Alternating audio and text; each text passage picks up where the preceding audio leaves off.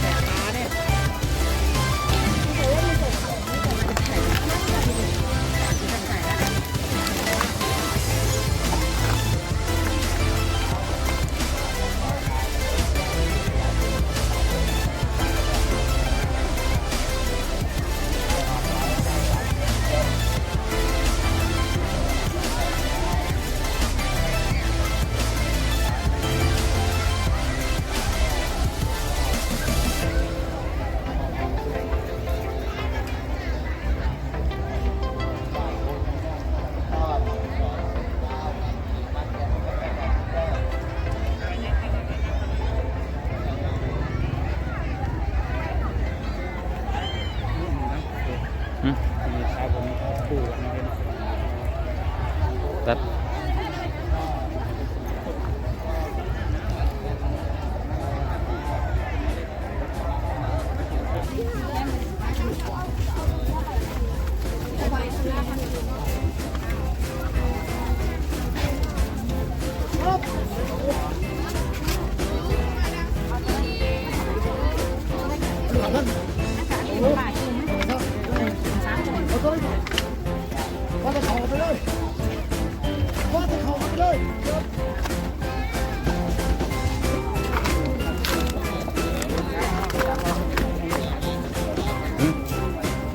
ไป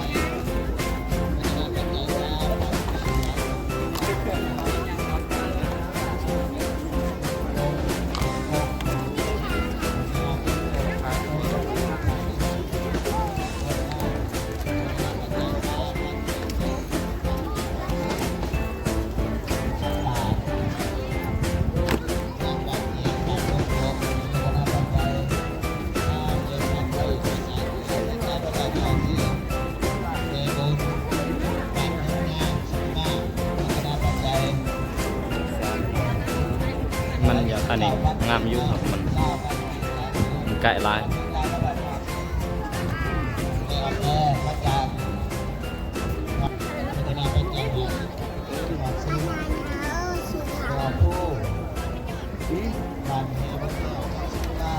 เอ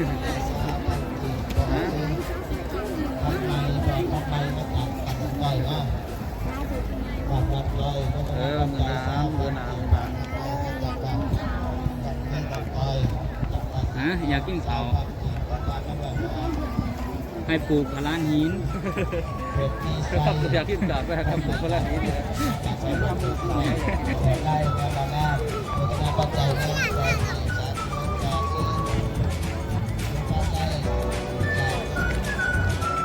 ก่อนทำที่สักเก่า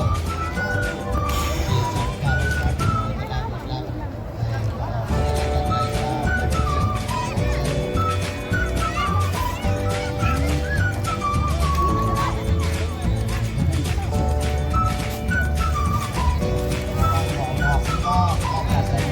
ไม่ออกน้องมาจากเมืองปากซองพัฒนาปัจจัย50,000 กีบไม่ออกน้องมาจากเมืองปากซองแม่ออกบางมาจากบ้านนนแดงใต้เมืองสุขุมา25,000 กีบถือ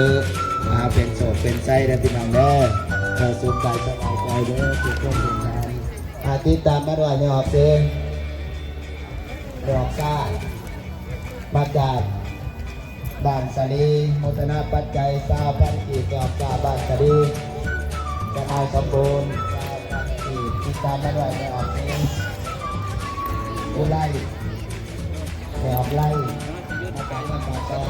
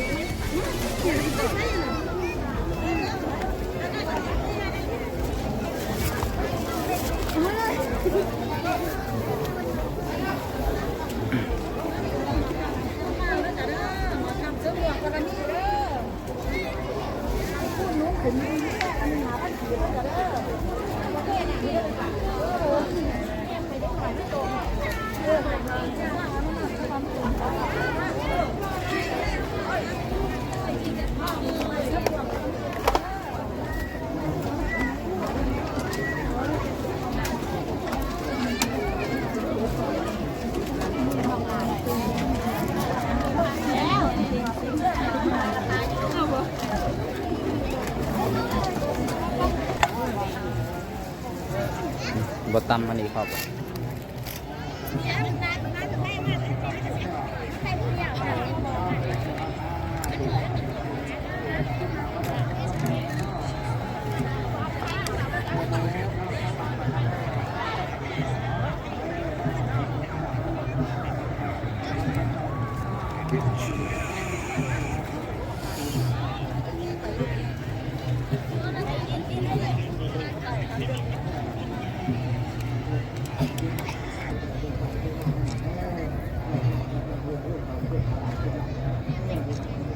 ซ้ำๆแล้วใส่ย่างลงเนาะ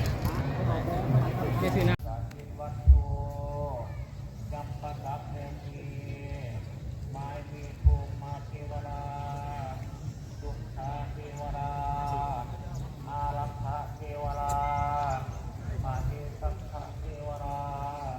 อาคาเทวราอาเชื่อเมืองอาไอ้รู้ป่ะจ๊ะและพญาพุทธา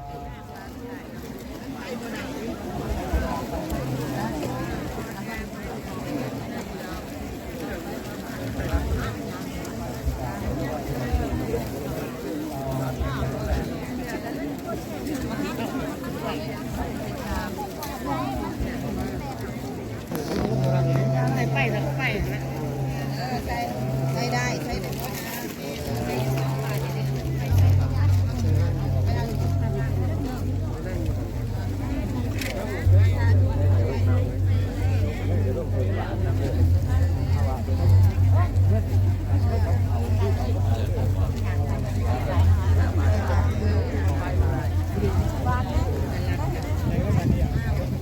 สาธุขนมสาธุเ